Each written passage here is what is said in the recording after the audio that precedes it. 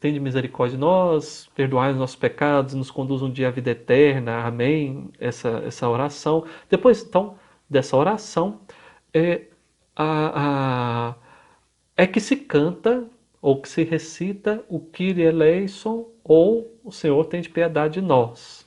Depois dela, né, porque ela está um pouco... Ela é a parte de uma ladainha muito antiga, que ficou essa ladainha na liturgia. E também na celebração da palavra, eu estou falando de situações mais comuns. Se for o caso, dependendo do dia, do tempo litúrgico, depois disso canta-se o Glória. E eu recomendo demais, principalmente nós, diáconos, que a liturgia é um dos pilares de nosso ministério, do ministério diaconal, né? Isto vale também para todos, para as esposas, todos que se envolverem na liturgia. A liturgia para nós é um xodózinho. E nós deveríamos cuidar com muita atenção e com muito carinho também com o povo, com muita caridade, com muita alegria, ensinar o povo a cantar realmente no Glória as fórmulas usadas, aprovadas pela CNBB. E a fórmula do missal e as outras aprovadas pela CNBB. Tem muito Glória por aí que é muito estranho. Não, o Glória geralmente não é um hino assim, a Trindade, igual muita gente faz. E ele é um hino cristológico, muito bonito. Ele faz uma saudação a Deus Pai, mas ele é um hino cristológico muito bonito também. E no Glória costuma ter um pedacinho dessa ladainha que eu falei com vocês agora também. Ela continua um pouco. Tem uma hora que ela é ladainha também. E é um tesouro da nossa igreja. Então, quando cantamos qualquer coisa no lugar do glória, inclusive na celebração da palavra, tudo que eu falo aqui vale para a missa, mas para a celebração da palavra também. Estamos jogando fora um tesouro enorme, enorme mesmo, né? Tem muita história por trás, uma riqueza muito grande, uma teologia muito importante. Então, valorizar o glória bonito, cantado bonito. Em seguida tem a oração do dia. Eu recomendo, não é uma regra isso que eu estou falando aqui não. Se possível, usar a oração do dia, aquela do missal, a oração colecta. É, há outras propostas também de celebração da palavra que propõem outras orações. Aí eu não vou dar uma regra, porque, como eu disse no último encontro, a celebração da palavra tem uma certa liberdade. Tá? Tem uma certa liberdade. Vamos apreciar com moderação, para não inventar muita moda, assim, algumas coisas estranhas. Mas, assim, graças a Deus, a celebração da palavra tem uma certa liberdade, nos propõe uma certa liberdade. Então, sempre que possível, não é problema usar um missal. Inclusive é importante, nós temos que observar alguma coisa. O missal é o livro da comunidade. O missal é o livro da comunidade. Não é o livro do padre, obviamente o padre é o que usa mais. Mas e o missal também nós temos que observar e temos que saber manuseá-lo no sentido que o missal foi feito para a missa. O missal é para a missa. Então, mas podemos aproveitar muitas coisas bonitas dele. Claro, é uma preciosidade também. Eu gostaria de entrar agora no rito da palavra. Isso é muito óbvio, mas o óbvio tem que ser lembrado para não ser esquecido. As leituras proclamadas sempre que possível, se for num ambiente mais já preparado, no altar da palavra, e dar preferência, dar preferência para o uso do lecionário. Isso é muito interessante, muito importante. Evite levar folhetos, levar alguns celular ou tablet. Se em caso de emergência, sim, tudo bem, pode acontecer, muito, pode acontecer. Mas, se possível, use o lecionário, tá? E o evangeliário também, se possível. É interessante que o lecionário comece fechado. Quem vai fazer a primeira leitura, ele vai ser o primeiro a abrir o lecionário e deixar aberto depois. Mas o abrir o livro é um gesto litúrgico, é um gesto de Cristo, né? O Cordeiro é digno de abrir as folhas lacradas do livro, está lá no livro de Apocalipse, até na liturgia das horas, vez ou outra a gente encontra com essa passagem. Então, o abrir, o ministro, o leitor, ele está no lugar de Cristo, ele faz, né, ele empresta a voz para Cristo. E é interessante o livro começar fechado, né? É um gesto litúrgico. E se for complicado, já deixa ela aberto, mas fazer o quê? Mas assim, eu estou falando a regra, a operação padrão. Outra coisa, se você é o presidente da celebração, tente, durante as leituras, ouvir as leituras, né? Tente chegar um pouquinho antes para dar as instruções, mas é muito estranho durante as leituras você ficar dando instrução, falando para o acólito ou para o ministro, aquela coisa toda. Às vezes é necessário fazer o quê, né? Às vezes é necessário, mas ouça, porque o ouvir na liturgia também é um gesto litúrgico, é um gesto importante. O ouvir é um gesto de adoração a Deus, né? Então é muito interessante. É, e valorizar também o ministério dos leitores. Então não pegue e faça tudo, não. É importante, o ministério da palavra, ou da presidência é um. O ministério da presidência é um, eu já falei no último encontro. E o ministério dos leitores é outro ministério, e do salmista, se possível, também, outro ministério. Que enquanto mais a gente valorizar os ministérios em torno da celebração da palavra, mais ela enriquece, mais bonita fica, e não é só que é bonita, não. Tem a ver com a espiritualidade litúrgica da celebração da palavra, e da missa também, e dos outros sacramentos também. Queria chamar a atenção também para a aclamação do Evangelho. A aclamação do Evangelho geralmente é um hino cristológico. A gente não canta para celebrar os pés do mensageiro, a gente não canta para celebrar a chuva que está caindo, a gente não canta para celebrar que Deus é gente boa. Não é isso, não. Na dúvida, vá lá. Na dúvida, não. Vai lá no lecionário, tem o texto da aclamação do Evangelho.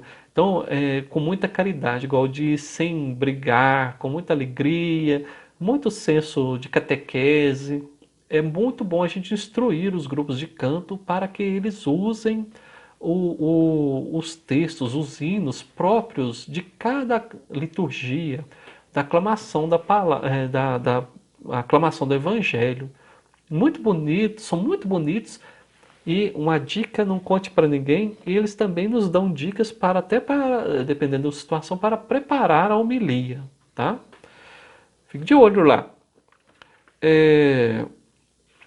Por falar em homilia, e a proclamação do evangelho tem que ser assim, tomar cuidado muito com o uso do microfone, para saber se não está baixo demais ou gritando demais, né? Na hora da proclamação. Muito respeito, a vênia antes, isso vale para as outras leituras também, fazer a vênia antes da palavra. Jesus está presente de forma real no pão da palavra, enquanto a comunidade está reunida, né, na liturgia. Então Jesus está presente de forma real, merece sim as nossas vênias, as nossas honras, né, nosso louvor, nossa adoração, sim. Então, ler o Evangelho, preparar antes a leitura, quando tem perguntas, geralmente as pessoas têm mais dificuldade, existem diferenças de entonação de perguntas, procurar saber como pronunciam nomes mais complicados. Então, o Evangelho é o pão da palavra, assim, totalmente o pão da palavra, né? Então, assim, devemos ter muito cuidado. É, a homilia, ou vou chamar aqui uma homilia e reflexão. A palavra homilia significa conversa familiar. É, é uma coisa polêmica. Dizem que o leigo não faz homilia. Mas vamos deixar esse problema para os especialistas resolverem. Na prática, o leigo e o ordenado, a técnica é a mesma. né? Quem prepara bem, se preparar bem, estou falando da parte técnica.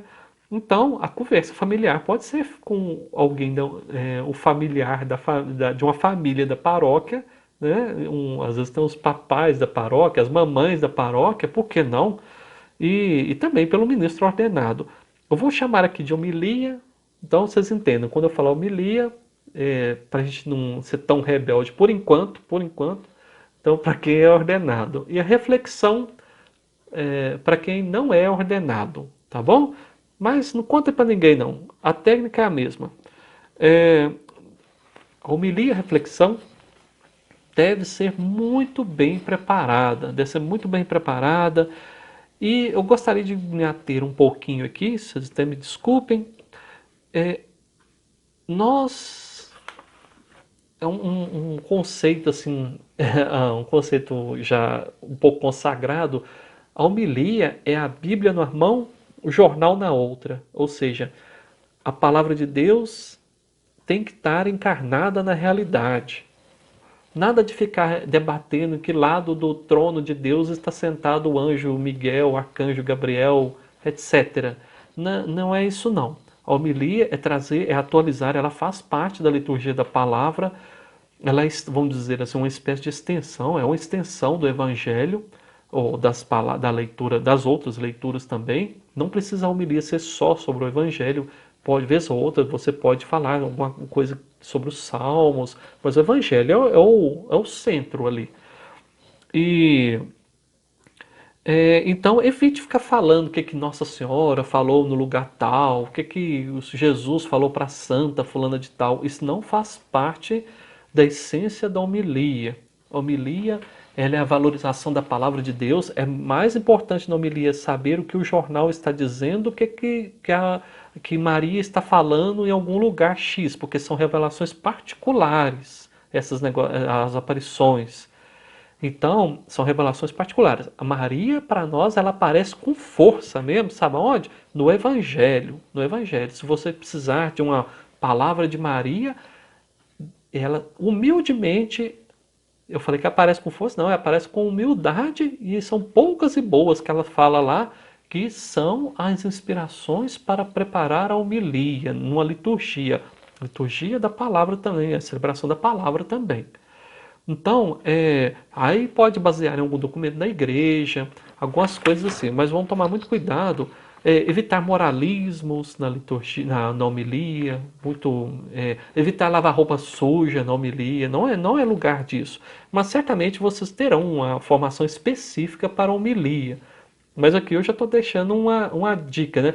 Falar de política, pode falar de política, sim. A doutrina social da igreja fala sobre política, mas não é política partidária. A ciência política, a arte do bem comum, interessa sim à igreja. Interessa sim à igreja, mas temos que apreciar com moderação. Ainda mais nesses tempos agora que estamos vivendo tempos muito tensos, né? Então vamos saber usar, né? Mas pode sim falar de política, mas a política, a arte política, sim, e chamar a atenção, sim, mas a arte do bem comum, que é a essência da política, não é política partidária, não. Há uma sugestão para preparar a homilia, preparar ao longo da semana, né? Ao longo da semana você tem contato, a leitura orante, tenha contato ao longo da semana, um dia com a primeira leitura, outro dia com o salmo, outro dia com a segunda leitura, com o evangelho. E tenho vai ao longo da semana se preparando com tranquilidade. Essa é a técnica que quase a maioria dos padres usam, por exemplo. E se você todo dia de manhã, eu recomendo bem cedo, faz parte inclusive do nosso ministério. Todo dia de manhã tenha contato com a palavra de Deus, com as liturgias do dia, que você pode ser chamado em cima da hora. Não pode acontecer, né? E se não acontecer, de todo jeito você se alimentou com o pão da palavra. Então, também tome contato com as leituras do dia. Essa é a realidade. Eu estou falando que não é o ideal, viu, gente? De ser chamado em cima da hora, mas essa é a realidade. Para muitos, pelo menos.